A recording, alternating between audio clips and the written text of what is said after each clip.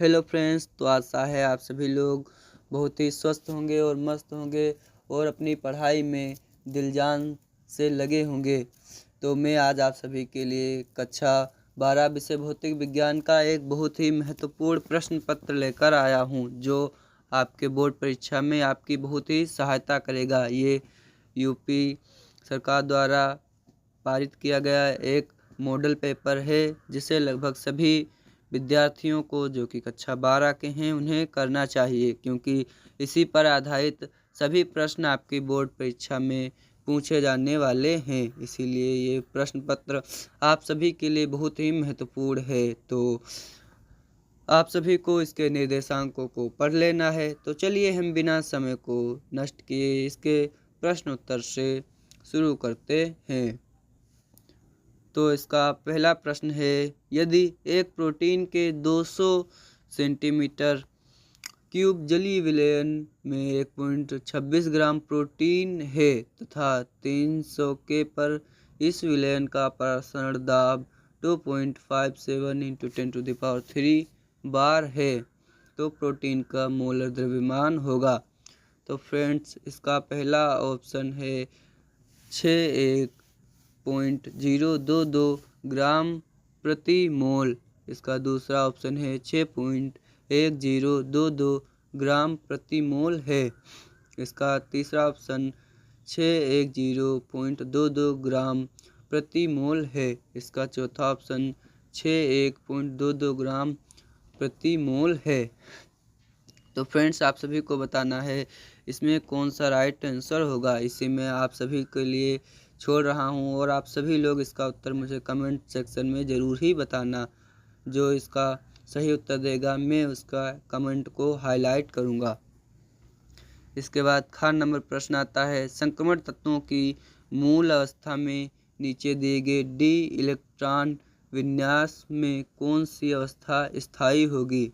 तो फ्रेंड्स, पहला ऑप्शन है 3d3, दूसरा ऑप्शन है 3d5, तीसरा ऑप्शन है 3d8 और चौथा ऑप्शन है 3d4।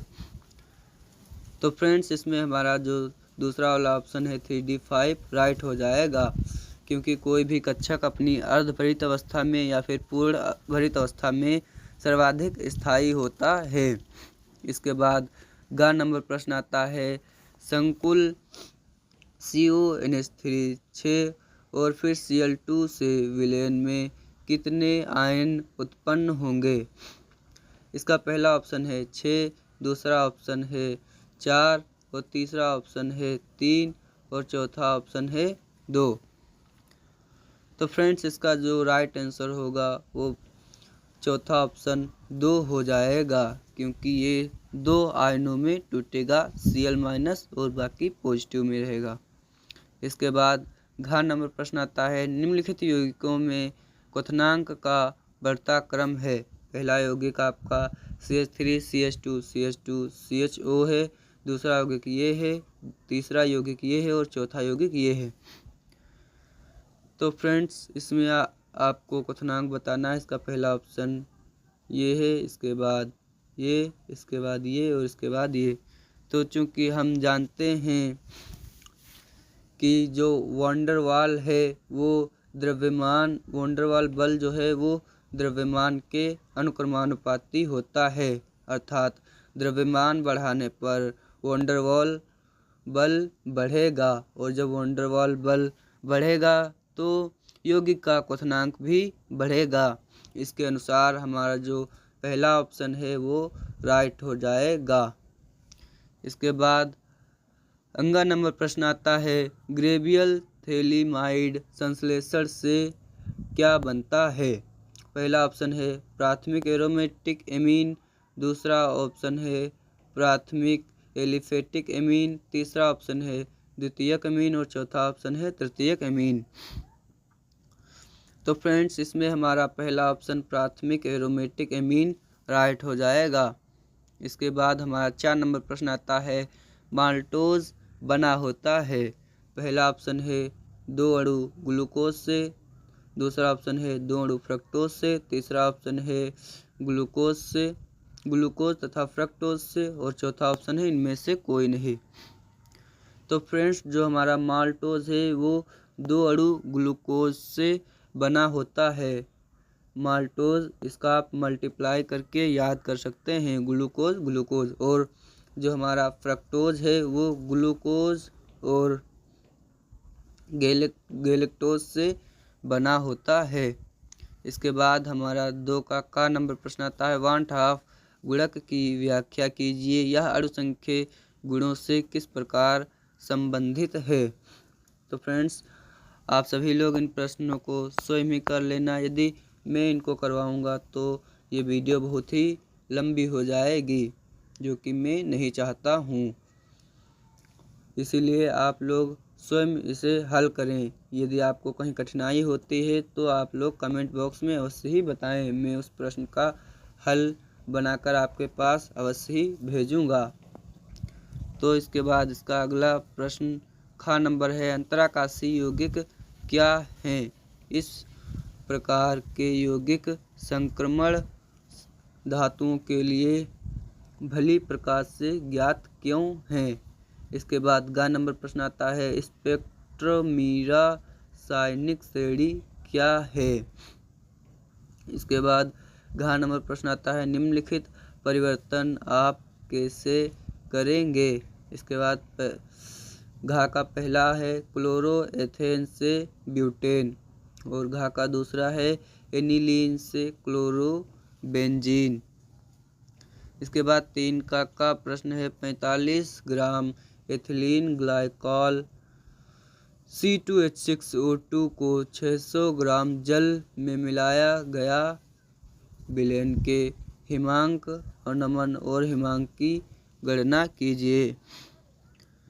तो फ्रेंड्स, इसे भी आप सभी को हल कर लेना है। और चूँकि आप सभी के पास टाइम बहुत ही कम है, इसलिए आप सभी को चाहिए कि आप ज़्यादा से ज़्यादा क्वेश्चन पेपर को बनाएं और प्रैक्टिस करें, क्योंकि एग्ज़ाम में आपके प्रैक्टिस ही काम में आएगी। आपने 3 साल क्या किया, कैसे किया, ये मायने नहीं रखेगा। वहाँ 3 घंटे में आप क्या कर पाओगे, ये मायने रखेगा। ख नंबर प्रश्न आता है। अभिक्रिया निम्नलिखित अभिक्रियाओं में प्रयुक्त अभिकर्मक के नाम लिखिए। तो इसमें पहला है प्राथमिक अल्कोहल का कार्बोक्सिलिक अम्ल में ऑक्सीकरण। दूसरा है प्रोपेन टू ऑल से प्रोपीन में निर्जलन। इसके बाद ग नंबर प्रश्न आता है। निम्नलिखित में विभेद कीजिए। पहला है एसीटल्डिहाइड तथा एसीटोन। दूसरा है एसीटोफिनोन एवं बेंजोफिनोन। इसी में घ नंबर प्रश्न आता है। डीएनए में पाए जाने वाले 4 क्षारकों की संरचना सूत्र बनाइए। तो फ्रेंड्स, डीएनए में 4 क्षारक जो ग्वानिन, साइटोसिन, थायमीन और एडेनिन पाए जाते हैं, उनके आपको संरचना सूत्र बनाना है। इसके बाद 4 का नंबर प्रश्न आता है। आसवन के द्वारा शुद्ध अल्कोहल प्राप्त करना संभव क्यों नहीं है। तो फ्रेंड्स, आसवन के द्वारा शुद्ध अल्कोहल नहीं प्राप्त किया जा सकता, क्योंकि इसका जो गलनांक है वो बहुत ही कम हो, या मेल्टिंग पॉइंट जो है वो बहुत ही कम होता है। ऐसे द्विअंगी मिश्रणों को क्या नाम दिया जाता है, जो सामान्यतः राउल्ट के नियम से विचलन दर्शाते हैं और उनके अवयवों को आसवन द्वारा अलग नहीं किया जा सकता। ये मिश्रण कितने प्रकार के होते हैं। इसके बाद ख नंबर प्रश्न आता है। किसी विद्युत अपघट्य के विलयन की चालकता एवं मोलर चालकता की परिभाषा दीजिए। सांद्रता के साथ इनके परिवर्तन की विवेचना कीजिए। तो फ्रेंड्स, ये वाला प्रश्न आपका मोस्ट इम्पोर्टेंट है। इस पर आधारित न्यूमेरिकल और ये प्रश्न बहुत ही पूछा जाता है।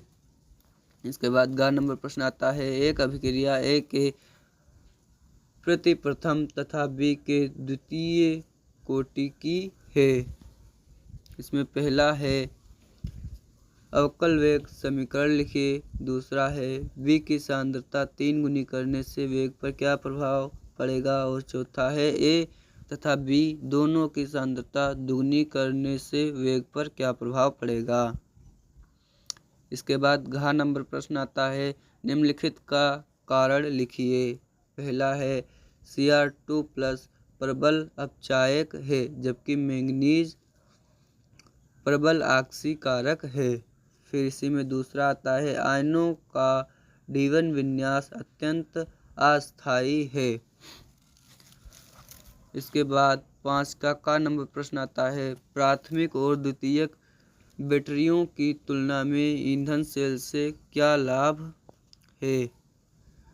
डिस्चार्ज होते समय सीमा संचायक सेल में होने वाली अभिक्रिया निम्नलिखित अभिक्रिया लिखिए। जब बैटरी डिस्चार्ज होती है तो विद्युत अपघट्य का घनत्व किस पर प्रभावित होता है। इसके बाद खा का पहला प्रश्न है, प्रथम कोटि की अभिक्रिया के लिए वेग स्थिरांक 60 सेकंड इनवर्स है। अभिक्रिया को अपनी प्रारंभिक सांद्रता से 1/16वां भाग रह जाने में कितना समय लगेगा।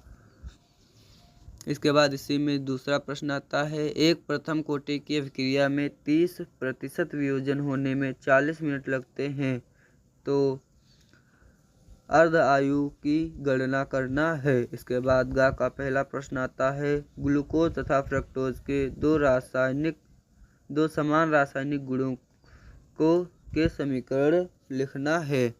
इसके बाद इसी का सेकंड आता है, विटामिन ए व सी हमारे लिए क्यों आवश्यक हैं, इनके महत्वपूर्ण स्रोत लिखिए। इसके बाद घा का पहला प्रश्न आता है, द्विदंतुर तथा उभयदंतुर लिगेंड से क्या तात्पर्य है। इसके बाद हमारा इसी में दूसरा आता है, कीलेट प्रभाव से क्या अभिप्राय है। इसके बाद छः का आता है, क्या होता है जब। पहला है, मेथिल क्लोराइड की अभिक्रिया केशियन से होती है। इसके बाद दूसरा है, एथिल क्लोराइड की अभिक्रिया KOH से होती है। इसके बाद इसी में तीसरा है, शुष्क ईथर की उपस्थिति में ब्रोमोबेंजीन की अभिक्रिया मैग्नीशियम से होती है।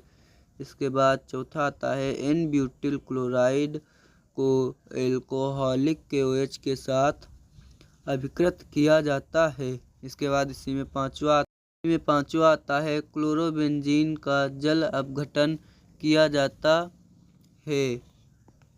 इसके बाद अथवा में प्रश्न आता है, निम्नलिखित प्रत्येक अभिक्रिया में बनने वाले मुख्य कार्बनिक उत्पाद की संरचना लिखिए।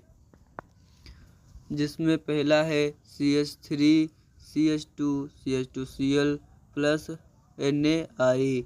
इससे आपको बनने वाला यौगिक लिखना है। इसके बाद दूसरा प्रश्न आता है, C6H5ONa प्लस C2H5Cl से अभिक्रिया लिखनी है। इसके बाद CH3CH2CH2OH 5SOCl2 से अभिक्रिया लिखना है। इसके बाद CH3CH2CH डबल बॉन्ड CH2 की HBr से अभिक्रिया लिखना है। इसके बाद 5 नंबर प्रश्न है, CH3CH double bond CH bracket में CH3 2HBr से अभिक्रिया लिखना है।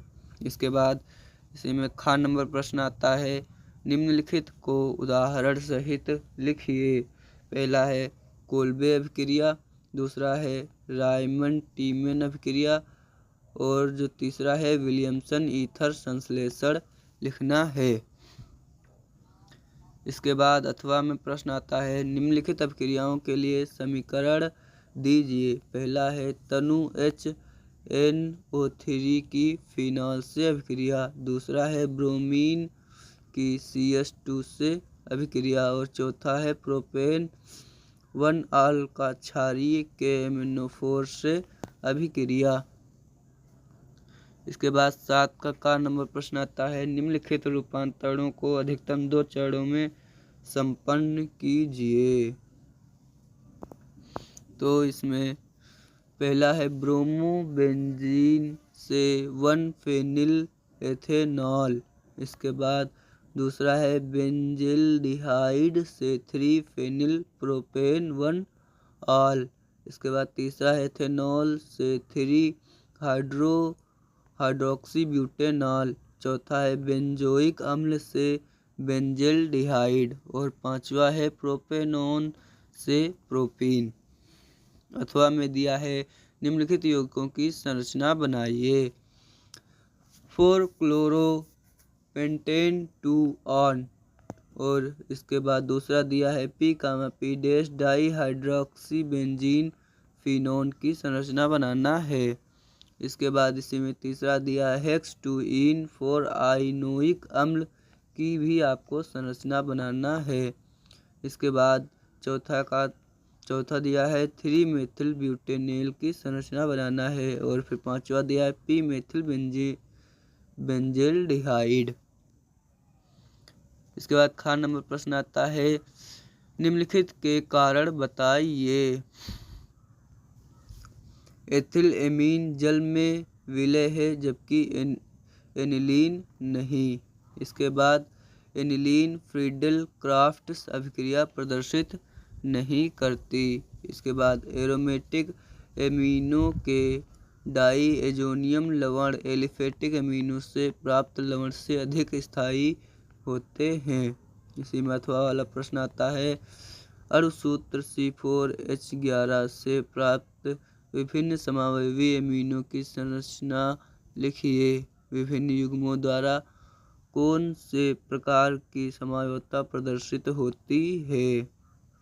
इसके बाद इसी में दूसरा प्रश्न है एथेनालिक NH3 की C2H5Cl के साथ अभिक्रिया का रासायनिक समीकरण लिखिए।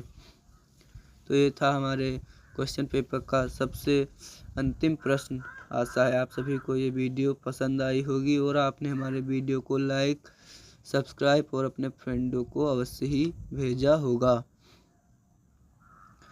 तो यदि आपको इसमें कुछ भी कठिन लगा हो तो आप हमसे कमेंट बॉक्स में पूछ सकते हैं और मैं उसका सॉल्यूशन आपको प्रोवाइड करवा दूंगा। यदि मैं पूरे पेपर का सॉल्यूशन प्रोवाइड कर दूं तो 3 से 4 घंटे का समय लग सकता है।